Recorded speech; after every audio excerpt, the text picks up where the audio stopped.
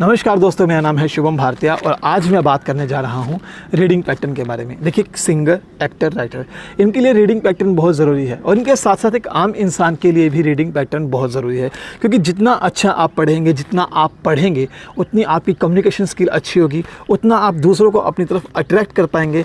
आपके पास बातचीत करने के लिए रोज़मर्रा की लाइफ से अलग शब्द होंगे और आप दूसरों से अपने आप को अलग साबित कर सकते हैं। आपकी ज़बान में एक ठहराव होगा, आपकी वोकैबुलरी अच्छी होगी, आपको पता होगा कि मुझे किस शब्द पर दबाव डालना है, किस शब्द के बाद मुझे ठहरना है, रुकना है, क्वेश्चन मार्क, इन सब चीज़ों का आप यूज़ कर सकते हैं। तो हम पहले से शुरू करते हैं टेल एंडिंग। शब्दों की टेल एंडिंग बहुत ज़रूरी है। मान लीजिए मैं एक लाइन पढ़ता हूँ, बंटी कौशल की गिरफ्तारी के लिए छापेमारी। तो इसमें मैंने टेल एंडिंग कहाँ, मैं आपको बताता हूँ कि टेल एंडिंग इसमें कहाँ यूज़ हुई है। मान लीजिए मैंने जितना दबाव, जितना ज़ोर मैंने बंटी पर लगाया है, उतना ही ज़ोर मैंने उसके लास्ट वाले शब्द पर लगाया है। कभी भी ऐसा मत कीजिए कि आपने पहली लाइन, पहले शब्द को आपने ज़ोर से किया और जो लास्ट वाला शब्द है उसे आपने धीमे छोड़ दिया। नहीं, तो आप जितना ज़ोर अपने पहले वाले शब्द पर लगाते हैं, उतना ही ज़ोर आपको अपने आखिरी शब्द पर लगाना है और उसे ही हम कहते हैं टेल एंडिंग। तो अब एक और बात करते हैं, सड़क दुर्घटना के मामले में आरोपी काबू। अब देखिए, ये एक लाइन है, सड़क दुर्घटना के मामले में आरोपी काबू। अब मैं इसे नॉर्मल नहीं बोल सकता। अगर हमें इसे थोड़ा सा यूनिक या अट्रैक्टिव बनाना है तो आपको इसके अंदर वेरिएशन डालना पड़ेगा। और वेरिएशन डालने के लिए आपको एक चीज़ ज़रूरी है कि आपको ऐसा कौन सा वर्ड इस लाइन के अंदर, एक पंच शब्द, एक कैची शब्द ढूंढना होगा जो दूसरों के सबकॉन्शियस माइंड में एकदम से कैच हो जाए।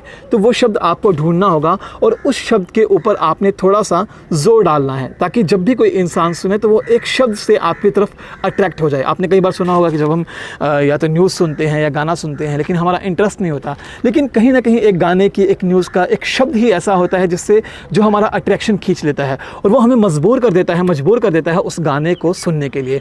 तो ऐसा ही हमें अपने रीडिंग पैटर्न में करना होगा कि आप जो भी पढ़ें तो आपको देखना होगा कि उस लाइन की एक कैची शब्द होना चाहिए जिसे सुनते ही दूसरे के अंदर जिज्ञासा पैदा हो जाए। तो ये याद रखिएगा। तो अब मैं बात करता हूँ रीडिंग पैटर्न में जो कॉमास लगे होते हैं, क्वेश्चन मार्क लगे होते हैं, पूर्ण विराम लगे होते हैं, उनका क्या बेनिफिट होता है, वो किस लिए लगे होते हैं। एक्चुअली एक कॉमा या जो क्वेश्चन मार्क होता है वो हमारी बात करने के सेंटेंस को बनाता है, उसमें एक वेरिएशन डालता है, उसका कुछ वेरिएशन होता है, कुछ मतलब होता है। एक छोटा सा कॉमा पूरी लाइन का मतलब बदल देता है। तो जैसे मैं एक कॉमे के बारे में बात करना चाहता हूँ, जाओ जाओ मत खाओ। अब इसके अंदर मैं दो जगह कॉमा लगाता हूँ, जाओ मत खाओ, जाओ मत खाओ। तो ये जो शब्द है इसमें दो बार अलग अलग जगह कॉमा लगा हुआ है। मान लीजिए जाओ मत खाओ, तो जाओ मत है, उसके बीच में कॉमा लगा हुआ है खाओ। तो उसका क्या मतलब है कि आप यहाँ से जाओ मत, आप खाना खाओ। और जो सेकंड वाली लाइन है उसमें लिखा हुआ है कि जाओ मत खाओ, तो उसमें क्या लिखा हुआ है कि तुम चले जाओ और मत खाओ। तो एक छोटा सा कोमा हमारे पूरे सेंटेंस का मतलब बदल देता है। कॉमास कहाँ लगे होते हैं? जैसे एक ही तरह के शब्द कई बार बार बार आते हैं। जैसे मैंने चाय पी, चाय के बाद खाना खाया, खाने के बाद मैं घूमने गया। तो ये जो तीन सेंटेंस है, ये तीन लाइनें हैं, इनका वेरिएशन एक है, ये एक तरीके का है। जैसे मैंने चाय पी, चाय के साथ बिस्कुट खाए, बिस्कुट के साथ नमकीन खाई। तो ये जो तीन शब्द हैं, इन तीन शब्दों में कॉमा बहुत ज़रूरी है। इस तरीके के वर्डिंग में कॉमास लगता ही लगता है। एक होता है पूर्ण विराम, जिसे हम इंग्लिश में फुल स्टॉप भी कहते हैं। फुल स्टॉप का मतलब क्या होता है कि जो सेंटेंस, जो लाइन होती है वो वहाँ पर ख़त्म हो जाती है। तो इस चीज़ का ध्यान रखना है कि जब भी आप रीडिंग पैटर्न कर रहे हैं तो जो लाइन ख़त्म हो जाती है उसको उसी शब्द की टेल एंडिंग के साथ वहाँ छोड़ दिया जाए। अगली लाइन को आपने फिर से उसी लाइन की वेरिएशन के साथ फिर से उसे उठाना है और आगे बढ़ना है। अब हम बात करते हैं क्वेश्चन मार्क के बारे में। क्वेश्चन मार्क क्या होता है कि जब भी हमें कोई चीज़ पूछनी है, जैसे वोट हो गया, क्यों, कैसे, कब, कहाँ, क्यों, ये सब क्वेश्चन मार्क के ही सेंटेंस होते हैं।